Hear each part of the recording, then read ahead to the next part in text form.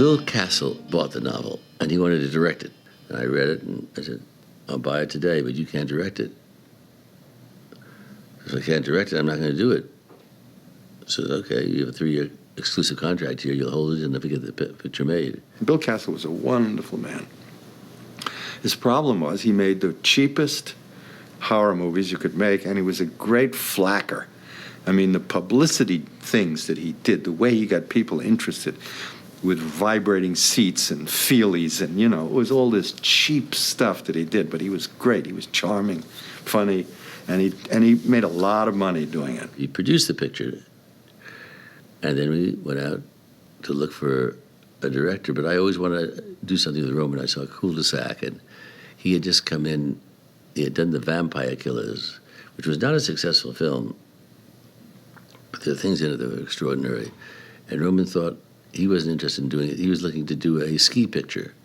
Bob Evans knew that I was a ski fanatic, and I would be attracted by a ski project. And he also said, and I have these galleys here. It was a bunch of yellow book galleys. He says, I want you to read this also. The skiing picture we were going to do at one point was Downhill Racer. He wanted to do a ski picture, so I have this, but I have this too. Can you read the galleys first? I say, well, I thought you wanted me to do the ski film. And he says, yes, but this is something very important, and you may like it. I says, okay. I say, fine, I'll go. And I went to the hotel and started reading the thing. It felt like soap opera, the first few pages. And I thought, is it not a mistake? I continued. And by 4 o'clock in the morning, I was still reading with my eyes burning. And in the morning, I came to the studio. I said, yes, that's a good thing. And he said, well, let's do it. And that's how Rosemary's Baby began. You know what he said? I thought it was a soap opera. That was the best clue he had. And we used it. Rosemary Baby opens like a Doris Day movie. That's the whole point. Oh, God. Yeah. Fireplace works, of course. Right. Oh, it's a wonderful apartment. I love it. See what she's trying to do? She's trying to get you lower the rents. Yes. Well, we'd raise it if we were allowed. One of my first requests when I was asked to come to Hollywood to do this film, before any cast, before anything, was Dick Sylbert. We talked about someday doing a movie together. That's how I got to do Rosemary's Baby. Dick Sylbert's a brilliant, brilliant production designer. I told Bob Evans, can we use Dick Sylbert? And I gave him the galleys of the book to read immediately before I even adapted the book. And Dick agreed. And he told me, there is a building you must see. It's the Dakota. And so when we went to New York, there was the first place he showed me. He also showed other buildings. Roman didn't know New York. I spent 35 years in New York. There's not a place in that book that I didn't know what it should be like. Well, the Dakota even had more of a history to it than it has today. It was more eerie then. I don't recall whether Ira Levin had the Dakota in mind when he was writing the novel, but as far as we were concerned, that was our immediate decision. I think it's one of the main characters in the picture. Are you aware that the Bramford had rather an unpleasant reputation around the turn of the century? It's where the Trench sisters conducted their little dietary experiments. Adrian Mercado lived there, too. The Trench sisters were two proper Victorian ladies. They cooked and ate several young children, including a niece. Oh, lovely. Adrian Mercado practiced witchcraft. Rosemary's Baby was the first time that I used the material from another source, as they say in the Academy jargon. I spent 30 days at the beach house with Roman working on that script after his first draft. First he did his draft. His work on the script with Gerard Brock was extraordinary. He's a very good writer. My God, It's Vidal Sassoon. It's very in. What's wrong with you? Do I look that bad? Terrible. You're not on one of those Zen diets, are you? No. Then what is it? Have you seen a doctor? Hatch, I might as well tell you. I'm pregnant. I imagine Rosemary differently at the beginning. I imagine her more like she's in the book, healthy, milk-fed, all-American girl. Mia had this very delicate quality, and that's not how I thought of Rosemary when I was adapting the book. He wanted Tuesday Weld, and I wanted Mia Farrow. She was then popular in the television show. Mia Farrow at that time was on Peyton Place. Bob thought that she would be a good Rosemary. It was important for him to have some kind of a name, and Mia meant something to the American audience through the television. She was absolutely unknown in the rest of the world, particularly in Europe. Nobody knew who Mia Farrow was. But meeting Mia, I quickly realized that she would be very good for that part. I just saw Mia as that quality, that eerie quality about her. I didn't know her. I just had seen her, you know, and I think she was marvelous in it. Mia had something that, as we know in hindsight, was special.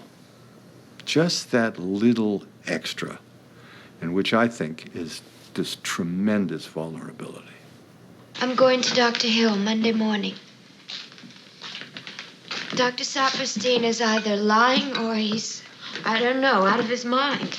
Pain like this is a warning something's wrong. He said, we're going to have trouble with her. I know we are, Bob. If we go, there'll be some problem. He was right, there was problems. But not with her. It was her marriage with Frank, etc. But Frank Sinatra, you got married to and you were the wife. She wanted to leave to be with Frank. She was madly in love with Frank.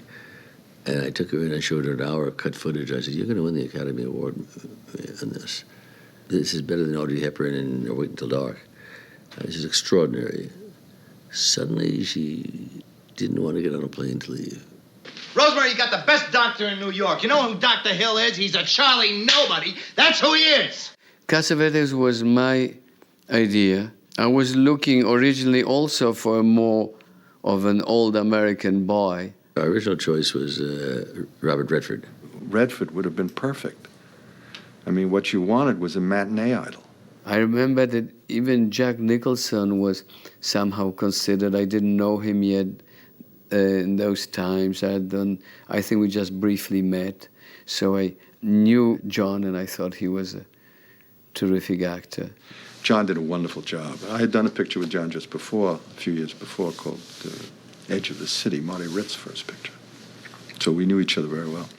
There is nothing more subjective that causes more arguments, healthy ones, than casting. It's they say beauty is in the eyes of the beholder, so is casting. Hello, how are you? Fine. May I come in a minute? Yes, of course, please do. I just come over to thank you for saying those nice things to us the other night. Oh, no, please. Poor you don't have to. Terry. We thought maybe we failed her some way. Though her note made it crystal clear we had, and she'll never know how helpful it was in such a shock moment. So I do thank you. Roman does, too. Roman's my hubby. I just know that Ruth, whatever she does, if you saw Harold and Maude, how do you tell a story about an 18-year-old boy falling in love with an 80-year-old woman and get away with it? You can with Ruth Gordon.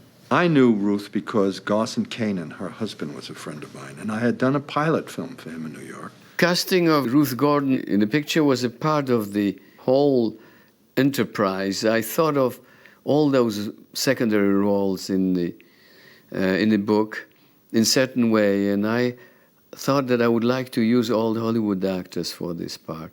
In order to explain what I really wanted to the casting director of the studio at that time, I drew all the characters.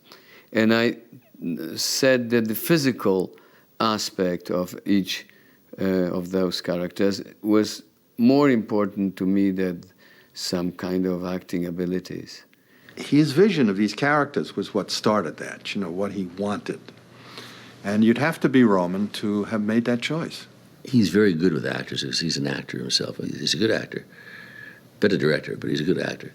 All the directors that I've really liked, I like them all, but I'm ones that I've spent most of my time with, were actors. Lara Louise, this is Guy's wife, Rosemary. Hello, Rosemary. Welcome to the Bram. Lara Louise just met Guy. She wanted to meet you, too. Could we come in? Of course, please do. There you are. Go ahead. Patsy Kelly was also one of those actors who fit the description, or rather the drawings that I did for them. She was terrific, actually. She was fun to work with, too. It's interesting to put an actor in a part that you don't expect him to do. But it's more fun to use Patsy Kelly in a part like that than to have her play a comic book. You've seen it before. I was maybe 34, which seems young today, but at that time I felt like a total adult, and I was furthermore completely uninhibited and had no problems in directing old Hollywood veterans. I just felt very at ease with them, and it was a tremendously pleasurable experience to work with this bunch. They were terrific. Maybe all this is coincidence, but one thing is for sure. They have a coven and they want my baby. Certainly seems that way. I was afraid you wouldn't believe me. I don't believe in witchcraft, but there are plenty of maniacs and crazy people in this city. Chuck Roden was tested for The Graduate with Dustin. And there I see this performance of this guy who's terrific. And that's when I said to Roman, you got to meet this guy. I remember Dick Sylbert told me about this actor. He says, that's a great New York guy, you should try him. I don't remember whether we made a test. It wasn't a very large part, but he was very good in it. And from then on, he never stopped working. Is this Donald Baumgart? That's right. This is Rosemary Woodhouse. Guy Woodhouse's wife? Oh, yes. I want to My know... God.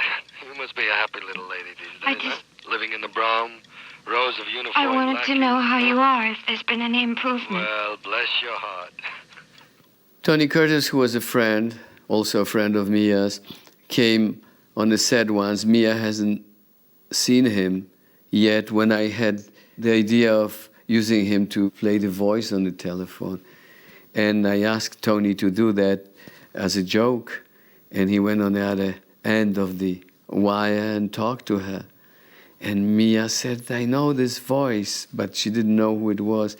I said, I think now that beside the joke, it was also a good thing for her acting, because it did something to her, the fact that the voice was familiar, and yet she could not guess who was on the other end of the wire. I'm sorry I didn't come along that day he came to visit you. Visit? No. Oh, you mean the day we met for drinks? Yes, that's what I meant. Right. My favorite scene is at Doctor's Hill, when Dr. Saperstein and Guy come to get her, and when Saperstein slips the pills into his pocket. Come with us quietly, Rosemary. Don't argue or make a scene. Because if you say anything more about witches or witchcraft, we're going to be forced to take you to a mental hospital. Roman is very, very, very clever, technically. He knows more about lenses than cameramen do.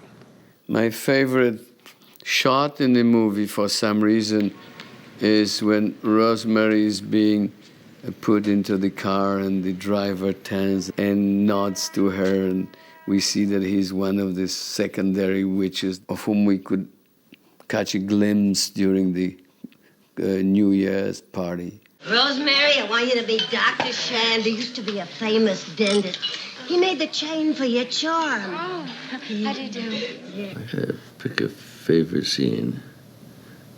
I'd say it's the very last scene, because you see nothing and it's scary as hell.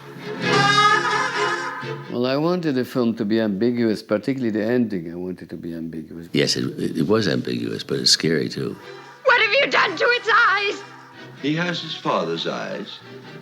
What are you talking about? Guy's eyes are normal. But what really mattered to me is that the audience should not be sure whether she is crazy and imagining all those things that are happening to her as a plot, or that the plot really exists. That means that the viewer could either think that these are real witches, that the child was really begot by a devil, or rather that Rosemary has some kind of postpartum madness and believes it all to be true. That's why it's the great horror film without any horror in it. And there ain't going to be no baby. In every film, the ending is always the most difficult thing to get. Rocky. Trying to get me to be his mother. Aren't you his mother? I remember once meeting Otto Preminger on the lot, and he said, "Roman, why do you look so gloom?" I said, we behind what? I said, behind schedule. He says, so what? He says, what about the dailies? I say, they love the dailies. So that's your answer. And indeed, I thought of it. The studio really was very excited about the rushes. Those were great years in Hollywood. They were part of the very beginning of the golden age, second golden age of movies. Rosemary's Baby stands alone as being the first of his genre. I knew it was going to be a big hit because it shook people. Now, mind you, this is a picture, call it a horror picture, call it not a horror picture, call it a scare picture, but there are no special effects, there's no screaming thing that's happening, or walls tumbling down, or crocodiles coming out of the walls, or anything like that. It's all in the way he shot it, and it works on every level. It scares the hell out of you.